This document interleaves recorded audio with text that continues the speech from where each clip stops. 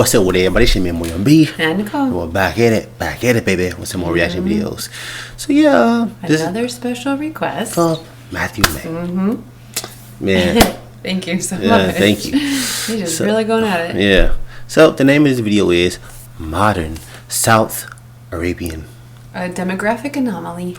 Yeah. So there's gonna be some new. Yeah, I know. I'm not really sure. Yeah, the Obviously, modern South it's going to be Arabian. the South Arabians, but what else is it really going to be about? Yeah, so it's going to be pretty interesting. So we finna dive right into it. Here in the United States and the West, we tend to think of the Middle East as a fairly homogenous society throughout, with most major news publications rarely giving the time of day to the various cultures. And we've discussed the many subgroups of Middle Eastern peoples before, including the Iranians, Turks, Caucasians, North Africans, and Arabs. But there is one group in the region that stands out, not only linguistically and culturally, but by appearance as well. Although Arabs today are far from an unvaried people, with the huge disparities in regional dialects and genetic makeup mostly being attributed to the unique way in which the Arab tribes spread, having originated in the Hejaz region of Saudi Arabia and conquering and assimilating many of the surrounding ethnicities through the spread of Islam over the span of hundreds of years. However, the one group near the Arabian homeland that was actually never assimilated has been the subject of increasing interest for historians and anthropologists alike. I'm referring to the group of people collectively known as the modern South Arabians, who, despite their name, are actually not a part of the wider ethnic Arab group, instead being named for their position in the Arabian Peninsula, lying in the far south on the Omani-Yemeni border, and are easily recognizable by their unique phenotype, having a far darker complexion than the surrounding Arabs, almost resembling an intermittent population between Horn Africans like the Habesha and South Asians such as the Dravidians. Although appearance is greatly varied among these particular ethnicities. This would make sense from a geographic standpoint, seeing how Arabia is situated in between the Horn of Africa and South Asia, and had frequent trade relations between the two. But first, let's revisit the Arabian Peninsula and their relations with the neighboring regions. The Middle East and North Africa have had very close relations with the regions of Sudan and the Horn of Africa to their south since antiquity, as the whole Afro-Asiatic language family most likely originated in Ethiopia and spread north to the greater Middle East, and the Horn African haplogroup E3b is also present in Egypt and the whole of the Maghreb. The Afro-Asiatic proto-language evolved into the Semitic languages covering the bulk of the Arabian Peninsula, turning into the ancient Hebrew, Syriac, and Arabic languages, although a separate branch developed in the southern half of the peninsula, which is predictably known as South Semitic. Despite the name, these South Semitic peoples were about as far from the Arabs of today as you could expect, with perhaps one of the most famous groups being the Sabaeans, located in modern Yemen in the far southwest corner of the peninsula. The Sabaean kingdom was one of the last old South Arabian kingdoms located in the Arabian Peninsula before the rise of the Arabs proper, although another South Semitic language, Ge'ez, passed onto the Horn of Africa, and the descendants of said language would later evolve into the Ethiopian Semitic or Habesha languages, including Tigrinya and Amharic, but a few South Semitic branches did survive in Arabia as well. These stragglers came to be known as the modern South Arabian peoples, and they diverged into at least 6 separate languages today, with the largest by far being the Mehri, Shehri, also known as Jabali in Arabic, and lastly the Socotri. And as mentioned previously, these South Arabian peoples are very phenotypically unique, often having very dark skin, jet black hair, but retain many other physical traits of the neighboring Arabs, such as slim noses, prominent facial hair, and straight to wavy hair. Now, due to the fact that the MSA language's closest living linguistic relatives are the Ethiopian Semitic languages,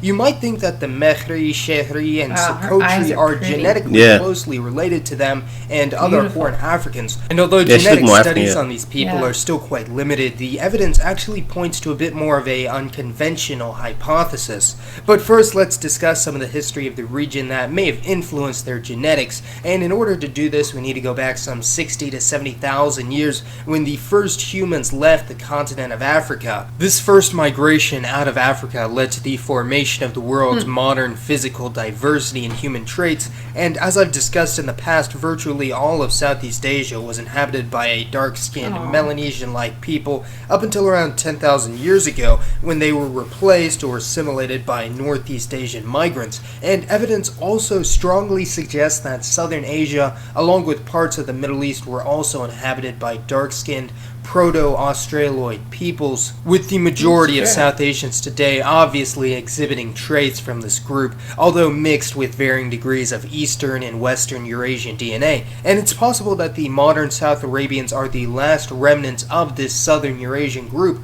although we're heavily mixed with the advancing Semitic population. This is evidenced by the presence of mitochondrial or maternal haplogroup R2 and M30 among South Arabians at around 30% today, which is heavily linked to other South Asian peoples, especially the Dravidians, while their paternal haplogroup is overwhelmingly J at nearly 80%, one of the highest rates of any group in the world, with haplogroup J originating in the nearby Arabian Peninsula. There are also much smaller amounts of paternal haplogroup E3b and maternal haplogroup L2, both of which are linked to sub-Saharan African populations. So one theory is that MSA peoples most likely contain the genes of the last of the former Southern Eurasian population, albeit with serious intermixing with the neighboring Yemeni and Omani Arabs, as well as a smaller contribution from Horn African peoples and other Africans, while there is little evidence of a major backwards migration from the region of South Asia back to the Arabian Peninsula in the recent past. Well, perhaps there is now, but that's a topic we've already discussed. Another theory is that modern South Arabians are actually the same race as the surrounding Arabs, although have attained a darker pigmentation through natural selection, although that doesn't entirely explain these differences in mitochondrial DNA. Right. Now, although there was no significant gene flow of contemporary Indians to the region, modern South Arabians, especially Socotrans, were heavily involved in the trade from both Arabs and Indians, with thousand-year-old inscriptions found on the island of South Asian origin. And in fact, Thomas the Apostle, on his way to India, actually visited the island of Socotra, converting many of the native islanders. This actually led to the bulk of the island taking up Nestorian Christianity hundreds of years before northern Europeans would adopt the religion, and despite their proximity to Ethiopia, Socotran Christianity was actually more in line with the Syriac Christianity of the Levant. Although the other South Arabian tribes, such as the Mehri, Shekhri, and Harsusi, were converted to Islam following the Arab expansion, because of Socotra's isolated position, the Socotrans remained Christian for another 1,000 years. The Portuguese came upon the island in the early 1500s and were shocked to find native Christians in the region, setting up a very short-lived naval base on the island, and a small number of Portuguese settled on Socotra. Following the short Portuguese occupation, the island of Socotra fell under the control of the Mahra Sultanate, based in the mainland of the Arabian Peninsula, who had embraced Islam not too long after the death of Muhammad, and hence the native Socotrans were gradually converted to Islam and started speaking Arabic as a second language. Unlike the Arabic-speaking Yemenis to the south, generally modern South Arabians do not contain a significant amount of Horn African admixture, although during the time of the Mahra Sultanate, small numbers of Somalis settled in Socotra and the Mehri homeland, along with Zanj or Bantu slaves taken from further south on the Swahili coast. Socotra was later sold to the British Empire and was actually one of the few areas outside of South Asia to once be a part of the British Raj for a short period of time. Eventually, the nations were assimilated into the new country of South Yemen, and none of these South Arabian peoples had their own country, and have gradually been assimilated into the dominant Arab culture of the region, with many considering themselves Arabs today, although many still acknowledge their unique origins in the Middle East. There are anywhere from 300 to 600,000 people that belong to these modern South Arabian ethnic groups today, making up only a fraction of the population of both Oman and Yemen, living in isolated pockets on the fringes of these countries, which is something they have in common with the Negritos of Southeast Asia.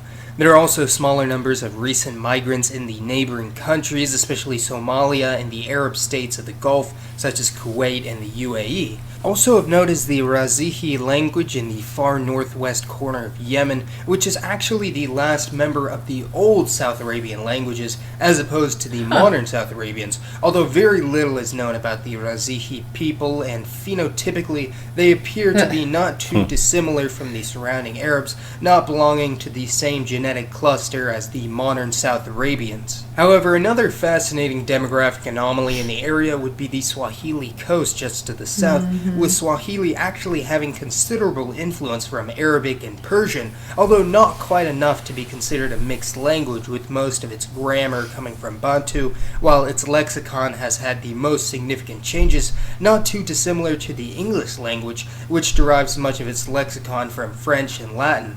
As can be expected, many Swahili-speaking inhabitants from the Comoros Islands to Zanzibar and even the mainland of Africa have Middle Eastern, South Asian, even European roots from Omani, Portuguese, and Indian traders who settled in the region, but the epitome of this is in a few of the Swahili peoples of Somalia. The amount of racial miscegenation in the Bravanese, Benadiri, and Bajuni tribes of Somalia becomes obvious just through their appearance alone, and indeed it does appear that they are extremely ethnically mixed, as anthropologist Awale Ismail compiled some data on the genome of these individuals and found that these tribes do have around 20 to 25% South Asian ancestry, which is quite curious for the region. Yeah. This component probably isn't from Socotra or Mehri traders, who most likely do not score high on the South Asian component of DNA tests, but rather from more recent South Asian sailors from either Gujarat or Sindh, who intermixed with Swahili Bantus, Arabs, Persians,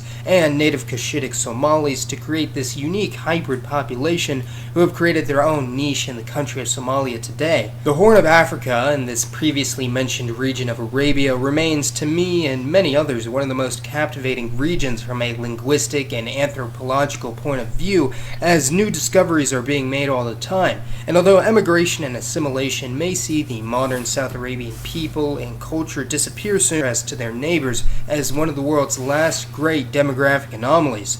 And be sure to tell me your personal theory as to their origin and distinct appearance in the comments below. And as always, thank you all for watching. This has been Mason, and I'll see you next time.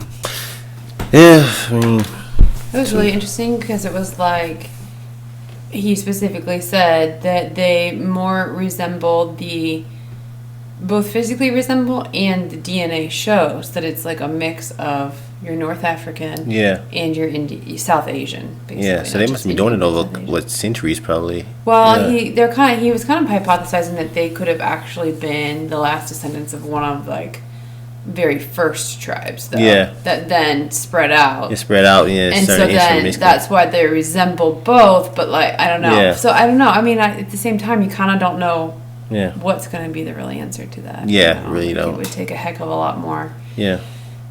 It's crazy. Work to figure that technology, out. Technology with DNA, we could just see what like traces it back. You know, it's pretty cool. It was really interesting. Yeah. Well, learning a lot from these videos. Yeah, we are, man. You, Matthew, stuff we never know. I know. Learned about. We never would have thought to look it up either. Yeah, people I never heard of before. Right. But we definitely enjoyed it. Thank you, Matthew May.